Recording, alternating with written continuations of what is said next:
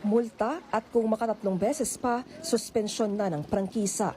Yan ang babala ng LTFRB sa mga tsuper na hindi magsusukli ng tama sa pasahero. Sa first offense nga po, 5,000 po ito na fine. Second offense, 10,000 at pwedeng ma-impound yung kanyang sasakyan. At third and subsequent offense ay 15,000 po na fine.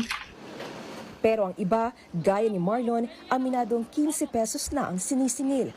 Wala na raw kasi talaga siyang maiuwi kung 9 pesos pa rin ang pasahe dahil sa mahal ng gasolina. O kaya naman, kung 10 piso ang binabayad, hindi na siya magsusukli. Kung papalag ang pasahero, saka na lang niya iaabot ang sobra. Kanina po, sinubukan namin maningil ng 15 minimum. May mga pasaherong nagreklamo, kaya binibigyan lang namin yung kulang. May iba ba nabigay rin ng 15? Meron din po. 15 po yung binibigay. Minsan, sobra po yung binibigay kasi alam po nila yung mahal yung crudo eh. May mga nakakaunawa naman.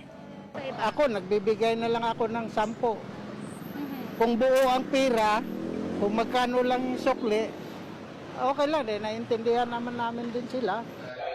Pero sabi ng LTFRB, gumagawa naman sila ng paraan para maibsan ang paghihirap ng drivers, gaya ng fuel subsidy. Yun nga lang, di pa raw talaga mapagbibigyan agad-agad ang taas pasahe, kahit mukhang hindi pa rin pepreno ang serye ng oil price hikes dahil sa gulo sa Ukraine.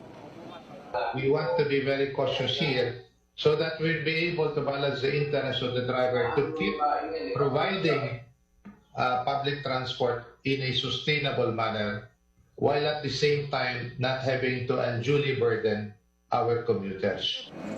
Para sa 1PH, Jenny Dongon, News 5.